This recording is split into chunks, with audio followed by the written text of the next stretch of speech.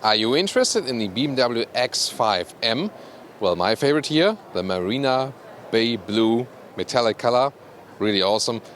But there's more about this car, especially power-wise. And here on Autogefuehl, let's dig deeper in the exterior and the interior here at the LA Motor Show. Let's go!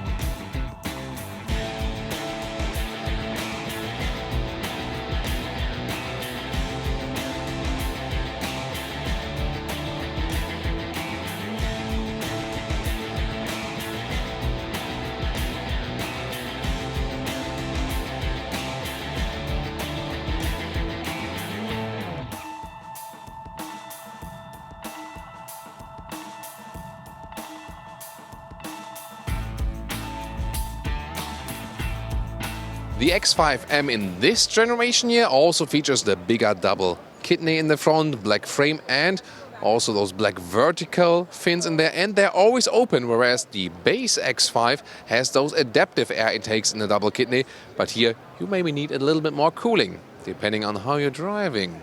Yeah, I know you would hit the throttle. I know you. Then headlamps come with LED as standard, and those are the optional laser lights here at the moment with the blue accentuations and the beautiful daytime running light right there. Bigger air intakes also in the lower part and a stronger spoiler right there. So big stance on the road, even bigger than of course here for the X5M. Also the side profile just beautiful in this color. We have here also the wheel arches painted in the vehicle color. In the M model, usually it would start with a plastic fender. In the base model, here exclusive 21-inch wheels, pretty massive, bigger brakes also, those performance M brakes with the blue brake calipers. They fit to that one very well. Then we got contrasting black mirrors at the side with an aerodynamic shape. And of course the X5, difference to the X6, which is also available as the M model. Check out that video as well. It would be have the falling roofline here. In this case then the classic SUV shape and also some stronger shoulder line. You can see here that the design line is raising right here just a little bit. And you can see how the designers divide in light and shadow, and of course depending on your perspective. And another M styling is here, but that one has no function. It's closed. It's just to create a little bit more attention. What's your take here on the M design? At the rear, the new X5 generation has those horizontal tail lamps, looks more modern, and also in a three-dimensional shape. That's pretty cool. And this one is also the competition model, a little bit more horsepower, and also has the lettering right there, and some more extra equipment, or some more standard equipment, so to say, if you compare it to the just X5 model, X5M model. Then here, those diffuser elements, and next to the real exhaust, this is no fake at all, so pretty massive special M exhaust. And suspension wise, there will be the adaptive M suspension, so there's no air suspension then in this case, but it will still be a good compromise between sportiness and comfort. I hope we will test it also in our test driving very soon. Usually in a normal base model you can also go without an air suspension, that's no problem. And this one here also, the M models get an active differential also for the rear axle to get more power on the ground. Of course all-wheel drive for all those models, and they do have the typical BMW rear wheel bias from those platforms that are still rear wheel driven, or then have this typical rear wheel biased all-wheel drive. Under the hood we have a 4.4 liter V8 turbocharged petrol engine, either with 600 horsepower or in the X5M competition model with 625 horsepower. And the acceleration difference is just 3.9 or 3.8 seconds to 100 kilometers or 62 miles an hour. Pretty powerful for this kind of heavy car, definitely. And we already drove the V8 engine both with the X6 and the X5 in the current generation, so check out those reviews. We will link a few interesting reviews of the X5 and the X6 in the video description and also in the pinned comment. Now to the interior, door closing sound. And I also not only like the door closing sound, which is solid, also how the doors are really like, such a small panel gap right there. Everything is very seamlessly integrated. And inside of the doors already from high quality, and then you got the honeycomb style right there, and a nice contrasting style between black and white. Those inserts here look carbon fiber alike, but they are just, you know, just a visual element. You can optionally also get a real carbon fiber if you like. X5M competition badge in the lower end. Then you have the M steering wheel with some contrast stitches, and the interesting thing here is you can configure those buttons here, M1 and M2, and have your own settings on there, whatever you want to change with your driving mode. And then there are special sport seats, and I like this color styling where you have the blue on the exterior and the beige, or you know, well, this almost white on the interior. However, this one here in the M model, only animal skin with those sport seats. A normal BMW X5 can also be bought with sensor tech, that's animal friendly, leatherette. Also in different colors, usually in black and beige, so that would be my tip for usual X5. And sitting in there is a little bit more comfortable than with the X6, not because the seat would be much different, but rather because the A-pillar is a little bit more upright and you have a little bit more space in here, a little bit more spacious feeling, so to say. That makes it a little bit more open, a little bit more, yeah, cozy, definitely in the X5 to me. It's just, you know, that you have this feeling. The seat can be controlled in various electric ways, also just the top part of the seat, for example. And it's a really good, comfortable seating position. So also on long journeys, you're feeling fine. I'm really looking forward to test this one here in person. Again, as I said, we already tested the V8 in different reviews, also different horsepower specs. It will be a different horsepower spec here, and everything will be, you know, even crisper and sportier and so on. Steering wheel here with the electric control, and considering I'm 1m86 or 6'1", and people know that if they have subscribed to Autogefuehl. Wait a minute. If you're one that haven't subscribed, you should do it right now. And if you're a long-term subscriber with us, thumbs up for you.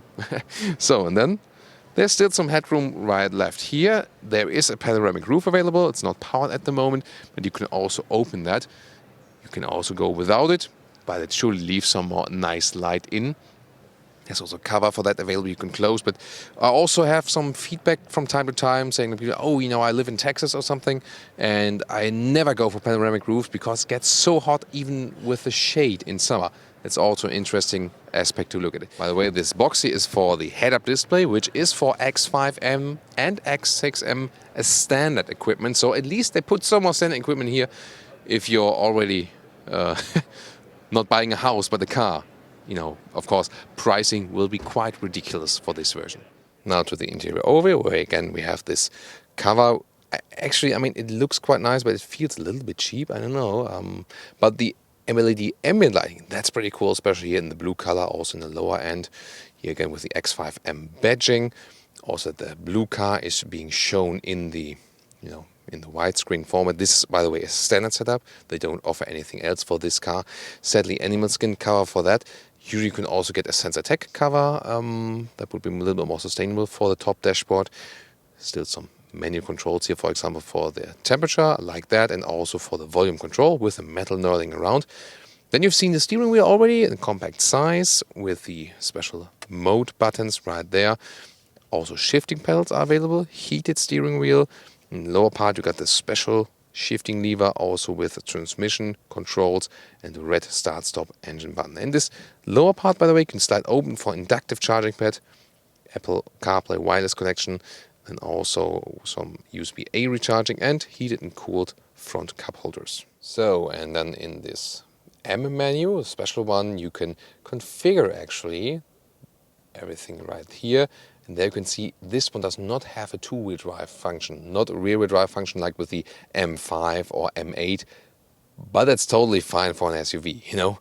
But 4WD Sport means it has, you know, different emphasis. Here it's more even, and here less on the front wheels, but more bias on the rear wheels. So you can set that, for example, then to your special button. And of course, all the other commands you have in here. I really like it when in the instruments you'll get the actual color of your exterior car. Well, maybe not 1-to-1, but at least it's blue, you know. And RPMs can go up counterclockwise, but there's also special M mode in the instruments available where we have then those special gauges as well, and they look a little bit different, a little bit sportier if you have the engine really lit on. Lower middle console here, camera button for example, or camera system, transmission settings you can also change right here, special control stitches for this M shifting lever. Then to control the infotainment system, of course we are touch, but also here that's both possible, or then again with the voice command saying hey BMW and so on. Then on the left side, starts up engine button in red. Then you have the M modes right there where you can access that, for example. So you don't have to pick individual stuff. Then you have like road, sport and a track mode. Usually you keep it in road mode, yes. Then you also can change the exhaust note, for example. And yeah, this is then the black piano lacquer. This doesn't look so good, especially on the motor show. If it's your private car, probably a little bit easier to keep that one clean. In the middle console, good split opening with a USB-C charger, so we have both USB-A and C. So let's get inside, and it's really good to see in this bright interior. We had the X6M as well, so you can tune into that review. We have the darker interior, but here you can very well see what's going on. The package is not really good with this vehicle, so you don't have too much legroom, although it's not a short car. Also those sport seats are more voluminous, but still 4 adults work easily. Also headroom wise, here easier in the X5 as well, because the roofline just goes straight. And also this rear bench is rather upright, so it's a good seating position. If you compare it to a Mercedes GLE, which is also now available as the 63, then the problem is there the seat bench falls a little bit, you know, even stronger in the GLE Coupe and also in the X6. So that is less comfortable to sit in, especially in the rear when it falls backwards. Here a little bit more upright. Yeah, and here you can also lift them with the headroom. Definitely, that's no problem. So you feel a little bit more open, a little bit more spacious than in the X6. That's the advantage here for the X5. You also have some middle cup holders right here. And this one can also be used as a ski hatch. Then you have those optional infotainment systems, but you don't have to go for them. And I think they're actually pretty useless because they just mirror what's going on in the front. And I don't think it's good for crash safety. And when I know kids of some colleagues of mine or something, they use their own devices anyway and wouldn't do anything on a BMW device they have put in already here. Or what's your take on that, guys? So let's open the trunk, and typical X5 split way right here. Here we go. So you can use this then for short picnic or so on, and it also really works when 2 people are sitting on that one here. You can also slide this one open. It's really cool then with the hydraulic strut. Replacement tire right there. And you can also flip the seats right from here. It's a very good folding mechanism, and this is really cool. It gives you a lot of space, and you can actually close this cover right there. Not going right all through, but still it's it's nice. Everything is really nice from the finish also here when you look at those details. So that's also what I like about the X5. You're not really limited in the luggage capacity and also not in the height right here. And now to our conclusion, BMW X5M for today. Wow, I mean, this is really one of my favorite colors ever for a vehicle overall. So very beautiful, and all this color combination, the blue on the exterior and the white on the interior, that's just marvelous. Here the M model, of course, a stronger styling, stronger sense on the road, but already the normal X5 looks quite strong nowadays with this new generation. You have a little bit more room inside also in this new generation if you compare it to the predecessor X5M, and also more power under the hood, especially in the competition model. Of course, you don't need that power. If you want to go with a normal V8 in the M50i, for example, that will also do just fine. We also have some reviews of that, for example, from X5 or the X6. You can tune into that. And that one, the M50i, was already very, very powerful, and also so much power still on the rear wheels. You really feel the rear wheel bias with this vehicle, and you will even more feel it in the true M model. And you really have to be careful. Maybe leave those ESC systems on with this car first, at least when you're on the road. And yeah, this won't be moved on the racetrack. I think no one really does that, although it's theoretically also capable of with everything that has been upgraded. They even say that the air intakes are, then thermal-wise, racetrack proof. Yeah, very interesting. Interior has a high build quality, sadly no animal skin alternative. You have to go over the BMW individual program if you say, yeah, you want also a little bit more animal friendliness in the interior. And it's really interesting, especially on the motor show and when I'm, traveling here in Los Angeles and California. So many people approach me and tell me, yeah, I'm also a car enthusiast, but I also love animals. So I really think this approach is really cool that you raised this this topic. So it's really good that I also get the very positive feedback of that. That really means a lot. Really cool. So other than that, this X5 is very usable also in the trunk space. That's also an advantage if you compare it to the X5, with the limited height and so on. If you think about X6M or X5M, I would always go with the X5 in general. I really also like the recent X5 PHEV model. Tune into that review if you're interested in maybe just, looking that one here for some beauty shots and for like, oh, that's cool. But really buy an X5 and you rather go with the normal, 40i, for example, also then with the PHEV. Tune into those reviews. We all have, we almost have the whole model range of those cars available. Just use the YouTube search, for example. Always type in Autogefuehl BMW X5, then you'll find everything. And we will always link interesting videos in the video description or also in the pinned comments. Now please also tune into our comment section and discuss this vehicle here with us. Which one would you actually go for, X5 or the X6? Tune into that review as well. And what do you think about the approach in making such a powerful SUV here? Definitely can keep up with all the competitors now as for the power figures and also, of course, with everything else. Thank you so much that you tune into this party and also tune in to more videos from the Los Angeles Motor Show.